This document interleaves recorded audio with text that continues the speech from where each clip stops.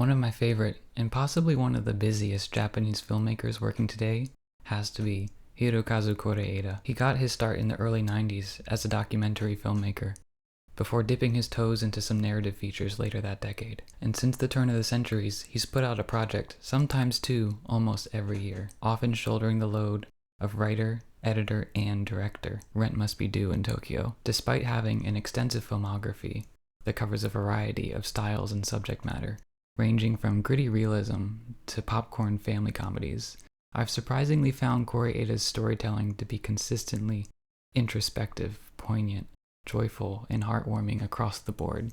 Okay, that was a cool thesis statement, but we need to address this camera focus situation.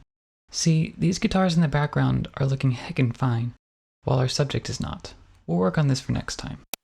Like many, the first film of his I saw was the 2018 Palme d'Or winner, Shoplifters, which beat out some pretty stiff competition, I might add, and also won me over pretty instantaneously. And then after catching his first South Korean feature, Broker, back in January, I decided that I wanted to do a deep dive and watch as many of his movies as I could this year. So now, after recently finishing the endlessly wholesome Makanai series on Netflix, and in anticipation of his upcoming Monster, releasing in the US eventually, I wanted to talk about what makes a Kore-eda film a Kore-eda film, and what that's meant to me in 2023.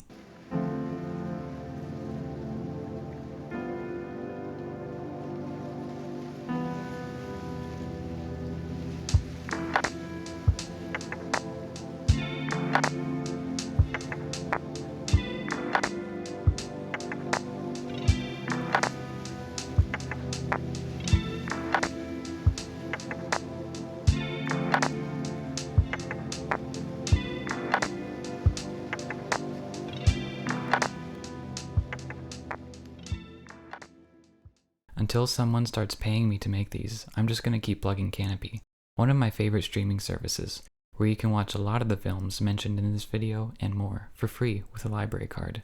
Now back to it. Although Kore-eda himself isn't a fan of being compared to the legendary Yasujiro Ozu, I can't help but join the crowd in making the comparison. Ozu, along with names like Akira Kurosawa, helped to sort of rebuild and redefine the film industry in post-war Japan. But whereas Kurosawa's work often featured swords, samurai, and action stories, giving it more international appeal, even if Seven Samurai is just a ripoff of A Bug's Life, Ozu leaned exclusively into contemporary everyday family life in Japan, unapologetically highlighting the unique elements of Japanese culture, at the risk of sacrificing relatability abroad. But as I delve further and further into the realm of Japanese media, like the LGBTQ that I am, I fall more in love with the relaxed atmosphere and reflective pace of the Ozu-esque family drama, like the indica smoker that I am. I mean, just look at this. Don't you just long to spend your days sipping green tea on tatami mats, peering through sliding shoji doors at the greenery and mountaintops? Okay, I realize not every person in Japan lives in this specific setting, and the filmmakers are probably waxing nostalgic, like old people from every culture dude.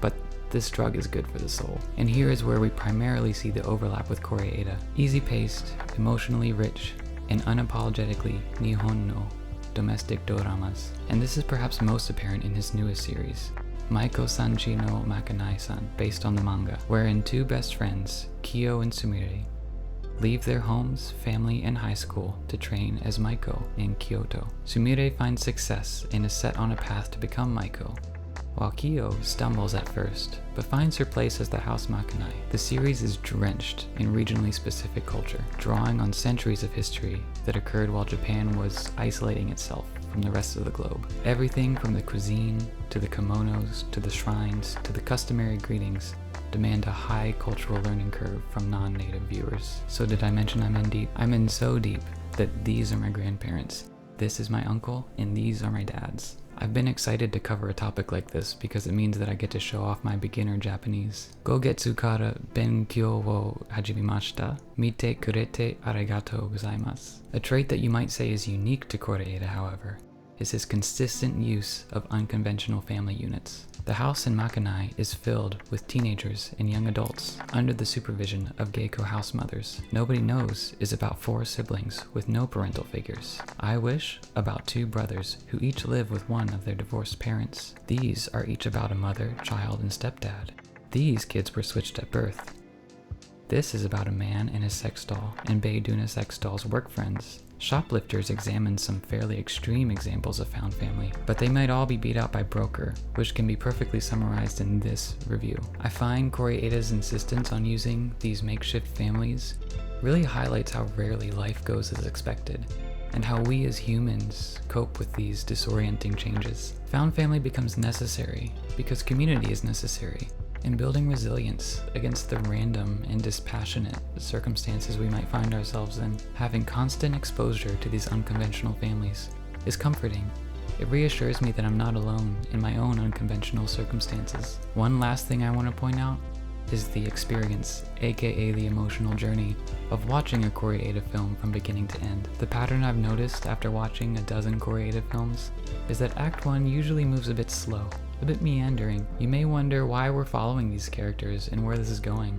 Rest assured, by Act 2 the story becomes more clear, and like any good second act, there's often a twist. And let me tell you, there is no way to predict the severity of the twist. Someone might board the wrong train, or a child might shinu. Who knows? We're having fun here. And finally, by Act 3, after your brain has succumbed to the meandering pace, you find yourself in tears, and you don't really know why. I mean, the man has a formula that can be applied to any story of any genre, which has made him a master of emotional pacing and subtlety. One of my favorite experiences as a viewer is when my heart and emotions have been moved subconsciously, and I don't even realize it until the movie's almost over. And on top of that, it's even more impressive when one person can do that to you 10 plus times. HIROKAZU-san batting 100. I don't consider myself an authority on all things Kore-eda.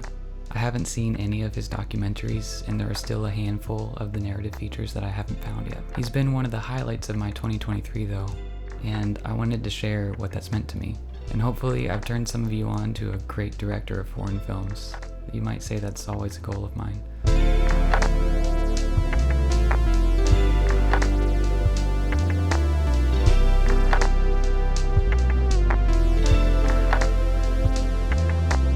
Thank you for watching. I've been enjoying making these, and any feedback that you have is much appreciated. Are you a fan of Kore-eda? What are your feelings about what you've seen, and who are some similar filmmakers? Please tell me in the comments, like the video and subscribe. Stay safe out there, wear a mask, and I'll see you later. Mata ne!